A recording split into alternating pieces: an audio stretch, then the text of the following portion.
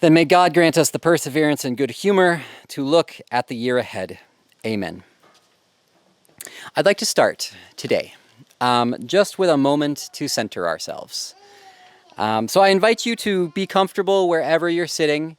You at home too, just make sure you're comfortable where you're sitting. Close your eyes if you'd like, and focus on your breath as you're able. On your next inhale, let's take a deep breath in and hold it for just a moment before we release it.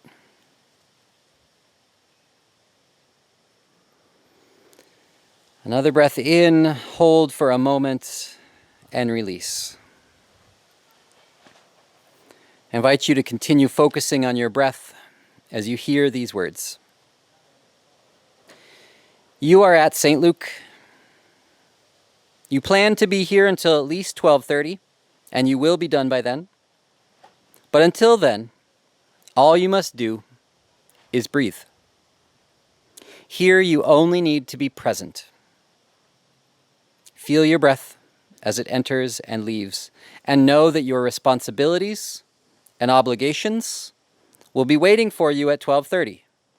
But for now, all you must do is breathe and be present. As you'd like and feel comfortable, you're welcome to open your eyes if you would close them or keep them closed as you focus on your breath as I begin to talk about this coming year. It is an absolute blessing and honor to be with you here today in this time and space. I miss those of you who cannot be here today. Yes, I use the words like blessing and honor and sacred, and I've got some other words coming up too, like holy and God, rejuvenation, Jesus. And that'll come up too, because after varying levels of isolation, which we've all had to navigate, our centering scripture for youth and children's ministries that has been made clear for me this year is Matthew 18, verse 20. For where 2 or 3 gather in my name, there I am with them. What a gift to be able to gather with you all here today. Beloved parents, we are called to community. God, that complex, complicated conundrum which stands apart from the worldly forces of capitalism and fascism, God calls us today, as God has called to humanity all throughout time. God calls us away from self-centered goals and a scarcity mindset into beloved community and abundance. We are not meant to be alone. Isolation and self-centered aims are not attuned to the beloved kingdom, though they are rampant in our world today. But here, when we gather, there is intention. Intention which I might also call prayers. Prayers to support our children's growth, that they receive and learn kindness, compassion, joy, hope, which is a fleeting commodity these days, especially for our young people. If this is not what you had in mind when you arrived here today, well, surprise. We're doing things a little bit differently this year, as we have to, because this is what our church offers. What it should always offer, a space where we and our children are asked only to bring our full and flawed selves, to receive the promises of peace, hope, joy, and love. And when you are here, when your children are in our programs, we have gathered 2 or more because of Christ's ministry. As the Matthew text promises, when we gather with ourselves dedicated to these same prayers, as I and all of our staff and volunteer program leaders do, the redeeming and rejuvenating Spirit of God and Christ are present. And I know that's a lot of high church language, probably more than you're used to hearing from me. But I say this because I have been here, right here, and over there, and over there. I have felt it for months now. Years, if I'm being perfectly honest.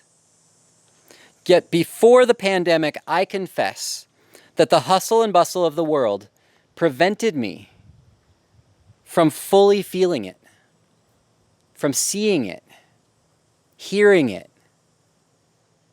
knowing it. When all the world was cleared away, what remained was, for me, this holy ground. I don't know any other way to describe it. But when two or more gather here with love in their hearts, the Spirit flows freely. Every time. When we had a youth group of 3 or 4 last year, a coincidence occurs. When we have a small faith formation focus group here meeting on the plaza, a hopeful way forward gets shown. When I meet someone for coffee, a chance for rest and joy is made available. When a few of us show up on a Saturday morning to pull weeds for an hour in the backwoods, a break in the stress of the world occurs and peace fills that gap. While American society's future is uncertain, St. Luke, this beloved community working to be the beloved kingdom, is beginning a new chapter in our history with exciting new stories for our community to tell and be a part of. The Woods Rejuvenation Project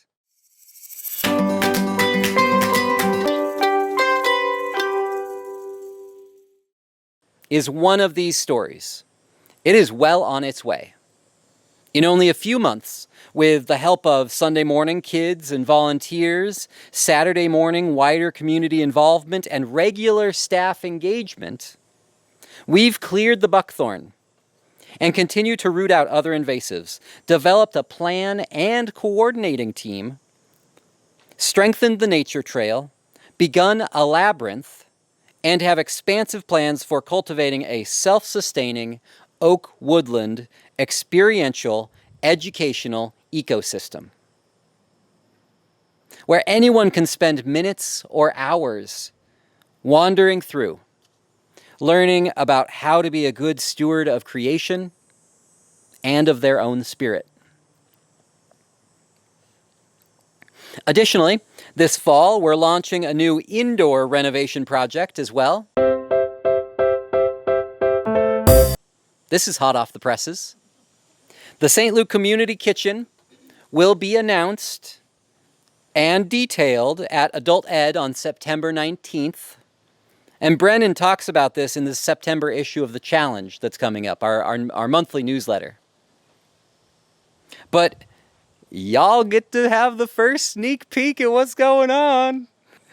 A major renovation to our kitchen. We will expand it and bring it up to code so that we can prepare meals for our community partners and enhance our own ability to be a hub for community engagement.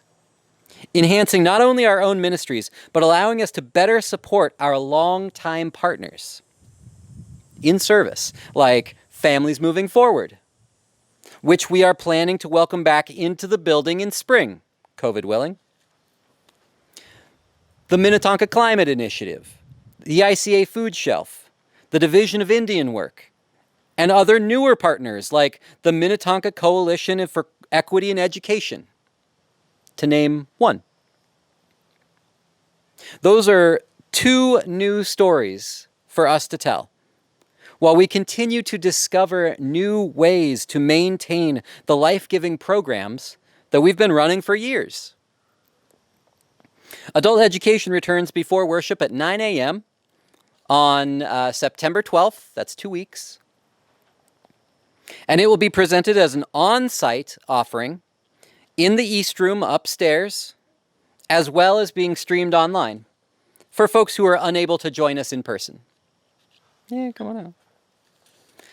Beginning September 19th, every first and third Sunday will be a program, with the first three being the community kitchen detail, a seminar on how to cope with strained family relationships due to anti-maskers, anti-vaxxers, and in October, a look at COVID-safe fall and winter activities. So I hope that you'll join us in person or online for Adult Ed this year. The Adult Ed focus group is dedicated to making programs that are engaging to not just older community members, but younger families as well. So we have learned a lot in the past 19 months as a parent of two children who are too young to be vaccinated, coordinating programs that serve the lives and spirits of our intergenerational community in coordination with our leadership team, The Session, where we welcome Lindsay Jurasek on board as a new member of her to a 3-year term, and thank Nicole for her service these past 3 years. As well as on the Faith Formation Focus Group, which works with me to chart a course through ministry, through family ministry this year. And working with both groups, we've developed a structure and plan, several in fact, so that our in-person activities this year will be as fun and safe, if not more so, than school, sports and fitness clubs, and arts programs, with the added bonus of offering the chance to be renewed through compassionate community. We're planning for the whole year and constantly reevaluating safety protocols month to month.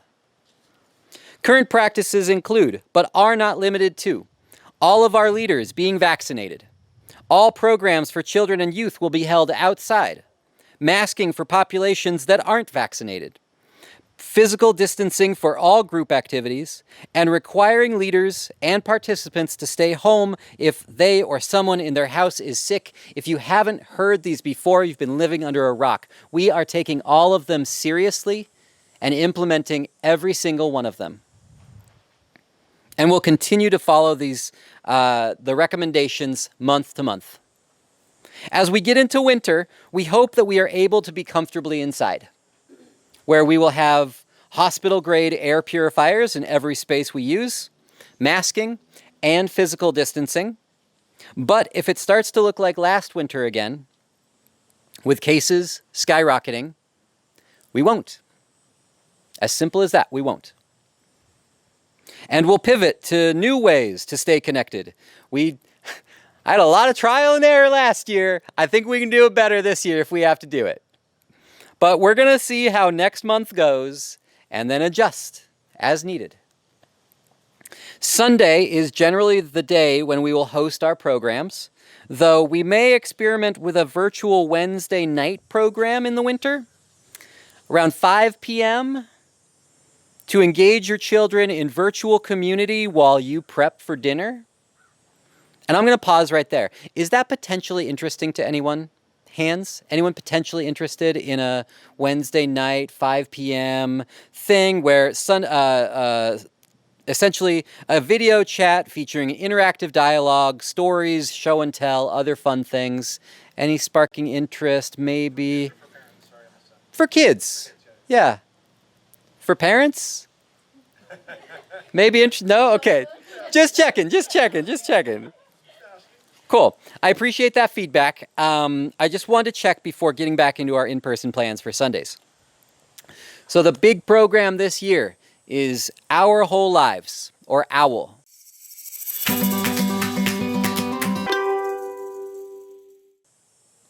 Is everyone tired of me talking about OWL already? Because I feel like I've been talking about it for months, but it's going to be the big thing that we do this year. Before worship through October is our little OWL group. And this is a new age group that's being served by OWL this year. It's 1st through 3rd grade. We had our orientation this morning. I am stoked to start this program with these little kids. We had a lot of fun. Nicole worked with the little kids while I worked with the parents, and she's nodding too. So it was fun all around. OWL is this comprehensive human identity and sexuality program aiming to educate all ages with developmentally appropriate content. Middle school and high school run on Sunday evenings and afternoons, respectively. That's a switch from last year, so that the older youth can do their homework at night and the younger youth get to have that fun evening time at church. Older elementary is going to begin in late January, God willing, running through April. And I think everyone that I know of who wants to be involved, I've talked to and knows all the details. So I'm not going to go into a lot of detail about OWL. If you want to know more and you don't, talk to me afterwards. Send me an email. I'm happy to talk through it. For OWL, if we are unable to meet indoors safely at the scheduled time, we will postpone until we are able to be outdoors again. OWL is not a program that we will be initiating virtually. There's also a new adult support group, specifically for OWL, but you don't have to be an OWL to be a part of it. It's on the first Sunday of each month after worship. We are lovingly calling owl fletching, which is what it's called when you literally raise owls. This is a chance for y'all to hear an overview of the content that we've just been through, debrief some of it, ask questions, and get a preview of the content coming up. And ask any questions or have any concerns that you may have. You're welcome to join owl fletching at any time, even if you don't have a student actively engaged in one of the programs, but you want some support, maybe, to figure out a way to be an askable parent. One who's available for those hard questions about sex and the identity of your child. So that's after worship on the first Sunday of every month. Noonish, probably about nowish. After everyone clears out. Yep, childcare available. Speaking of worship, if you're comfortable and vaccinated, your unvaccinated children living with you are welcome to join you inside for worship, masked, physically distanced, if you'd like. We also have our live stream on the website and the past 10 to 12 weeks worth of sermons on our podcast, if you can't make it to worship, but you still want to hear a good word for that week. Starting September 12th, 2 weeks, and most Sundays during worship, I'm going to open up these doors and invite any masked children into the sanctuary for a minute or two, right to this spot right up front here that is good physically distanced from the other distanced, vaccinated, mask-wearing congregants before we come back out here for our Sunday morning faith groups. I'm going to do that little children's moment in there, center us, and then we're going to hear the song that invites our children to additional learning. That takes a whole village. That song that we used to sing, and I look forward to hearing it again. So the curriculum that we're going to use for our Sunday morning faith groups is called Dwell.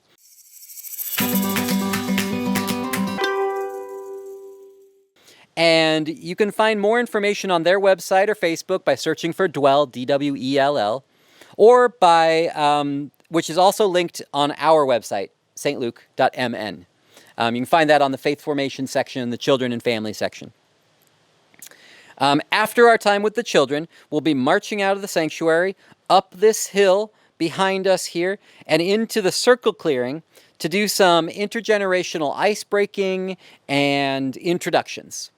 There, leaders such as myself, Chris Van Leerup, Gail Hall, youth child care worker Anna Flecky, and special recurring guest movement leader Tammy Rogers will determine the needs of the group gathered. And quite frankly, we don't know how many kids are going to show up from week to week. We just don't know. So we are prepared for a small group of young kids, all the way up to a large group of diverse ages. The Dwell curriculum is flexible like that. And we have 3 or 4 volunteers every week that will split up the age group. We'll split up the group by age and interest, heading off to our new stump circle that I'm going to show you later after I'm done talking. And or remain in the circle clearing or utilize another outdoor space in the woods as we go through the curriculum focusing on the life-giving ministry of Jesus. Now, I'm going to have a billboard, a little push pin board set up, I think, out here that tells you where we are. So parents, if we're sending your kid out here, and then you can come out here, you can look on that board and see exactly where each age group is going to be. So in years past, I don't have to fight with airplanes to be heard. But in years past, Sunday school has been the usual tour of the big stories and themes from the Bible, from Old Testament, kind of going all the way through new stuff. But this year, we're going to dig deeper into Jesus' ministry and the hope and healing that comes from it. There's also a home version called Dwell at Home.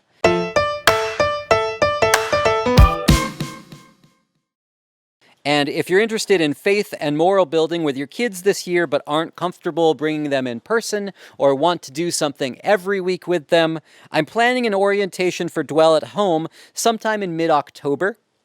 If it looks like winter is going to go like last year again and we won't be able to be inside downstairs. One more quick show of hands.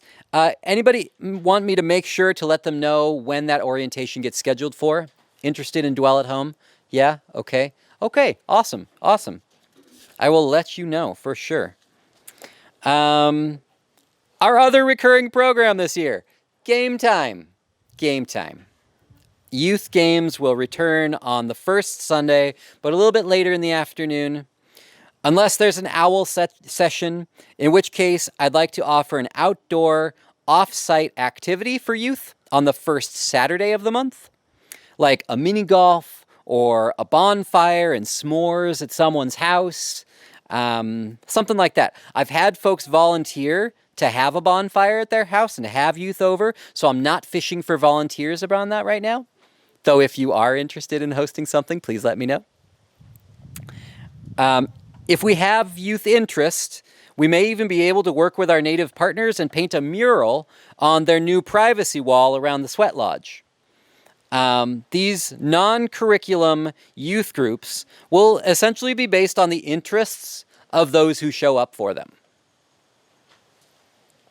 And revitalize this year our Sunday Club games for older elementary students. This will generally be the third Sunday of the month after worship. I'm going to host an informal outdoor game time, which kicks off with a brown bag picnic lunch at our new picnic tables. You may see those at the top of the hill here, and we're going to have another one that's out front that gets brought back here. So we have some picnic tables out here now, as well as our lovely area out here. All these dates so far are on, and the ones that are coming up are listed on our Google Calendar that is linked at the bottom of my newsletters. We have some other one-off events on the calendar keep an eye out for this year as well, including a new trunk or treat event on Halloween. Very exciting. You get to see my costume. I think we're doing superheroes or princesses in our household this year.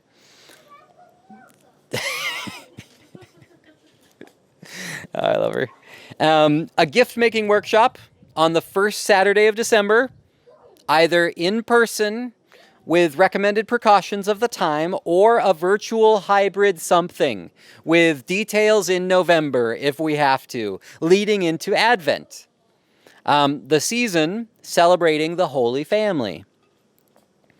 And so we have a tradition of honoring the Holy Families in our midst, all of you all, and we invite you to be involved in worship as an Advent family, where you as a family light our candles in the Advent wreath and read a brief prayer to center our whole worshiping community. And I know that many of you have done this before as I look around, but if the Spirit's calling you to share in this way again, if it was meaningful for you once and you want to do it again, let me know. There are going to be chances to sign up for that as we get closer in the upcoming newsletters as well. Going chronologically through the year, Fire and Ice is next, but it didn't happen last year. This is our annual youth winter camping trip to the Boundary Waters over MLK weekend. And honestly, I'm not sure about this year. I just don't know. It's a multi-church event, and leadership is talking about what we want to do. We're meeting in another month or so and figuring it out.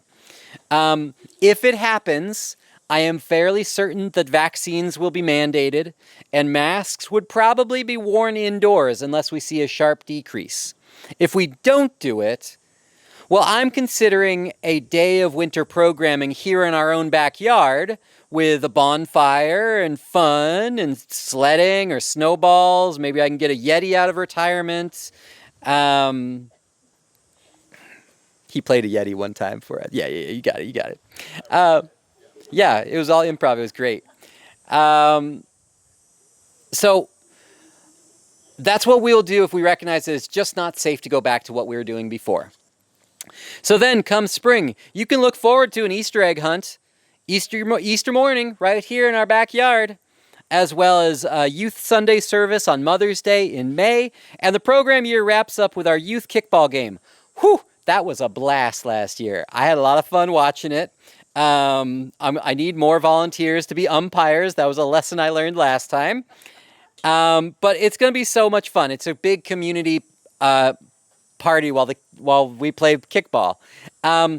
We might even be able to use that barbecue grill that was donated to us last year, since we have so much more planning on making this a big event this year. Now, I know that next summer is a long ways out, right? We're not even barely done with this summer yet. But, and I promise you, we are going to go on our woods tour soon. But next summer, I want to just mention and plant a seed here. The Presbyterian Church USA is planning on triennium.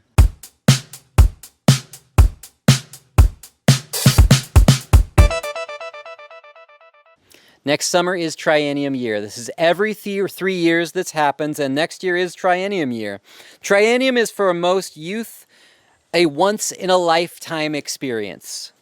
Like literally, you get one chance to do it as a youth. Some of them get two if they manage to bridge that gap. But most of them, it's a once-in-a-lifetime experience. It's a week-long youth adventure in worship, service, and community for teenagers entering 9th grade through those graduating 12th grade. It's held traditionally at Purdue University in Indiana, where 4,000, maybe 5,000 youth from around the country pilgrimage to trade commemorative pins, make and deepen relationships with folks that they wouldn't otherwise know, and learn about the wider church initiatives in our country and around the world. Triennium a few years ago is where we got the urge and the impetus to go to Puerto Rico.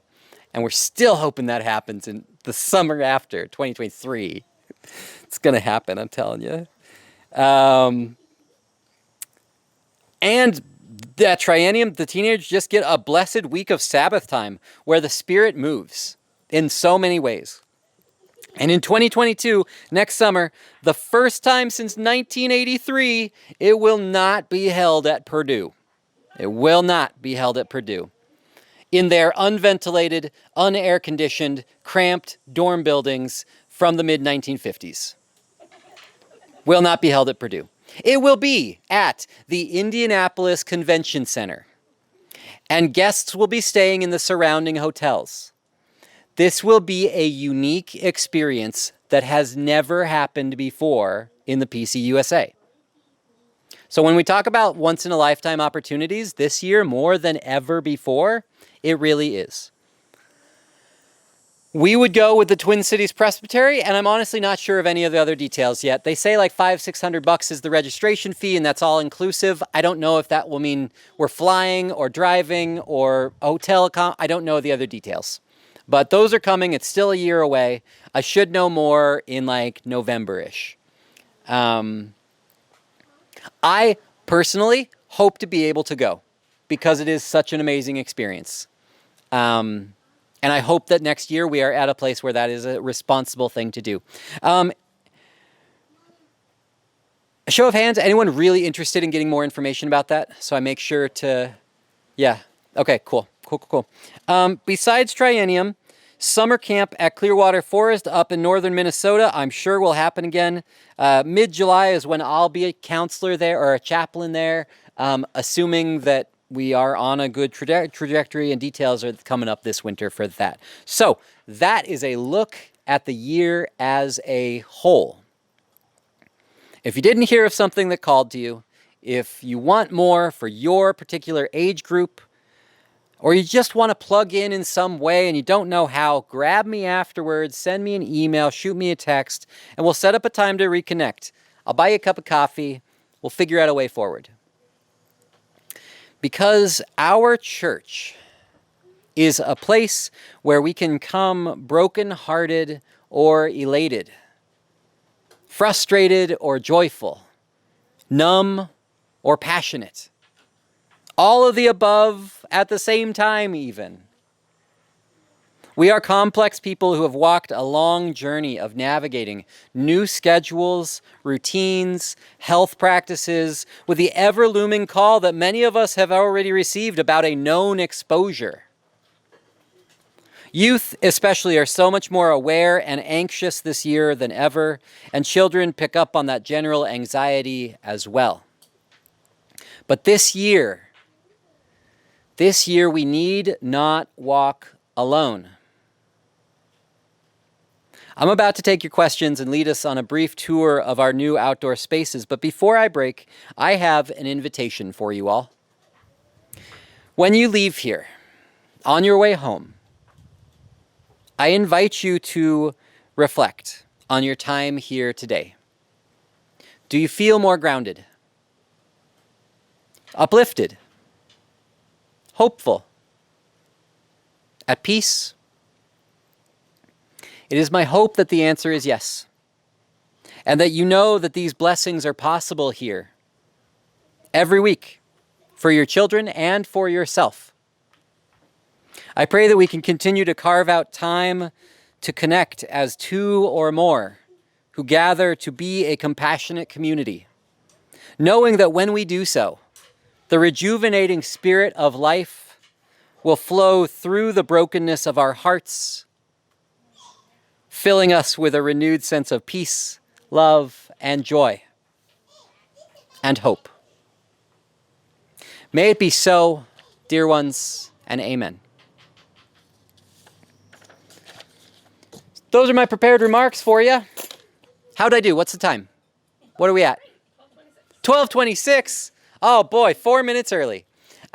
Questions? Pageant, great question. Yeah, there'll be a pageant this year. I don't know what it's going to look like, but, ask me again in October. We're going to do a pageant. I imagine probably all ages would be welcome into it. Y'all might be welcome into it too if you want to have a part. This is going to be a more the merrier kind of thing where, you look around at who gathered today, who was able to gather today, who felt comfortable gathering today. We have 4 times this on our rolls. And so we're going through this time where folks aren't comfortable arriving, or maybe they have other engagements. So we make do with what we have, 2 or 3 gathered. And it is a blessing for those who gather, has been my experience. And the pageant will be no different. Those, if we can gather in person, we'll do it in person. If we have to be online, we're going to be recording some videos. I'm going to be an editor, and we'll figure it out. Good question. Thank you. Other questions?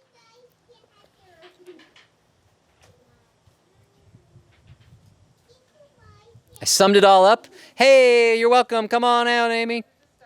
No. I'm just wrapping up our parent preview. But our owl thing is going to be, you're welcome to have a seat here. Yeah, it is. You're welcome to have a seat here. So I'm just wrapping up with a Q&A from our parent preview. Any other questions or thoughts, concerns about the year? Cool. Well then, not hearing any, I am going to invite us to stand up now that you're sitting. And I'm going to show you around our outdoor spaces. Come see our outdoor spaces.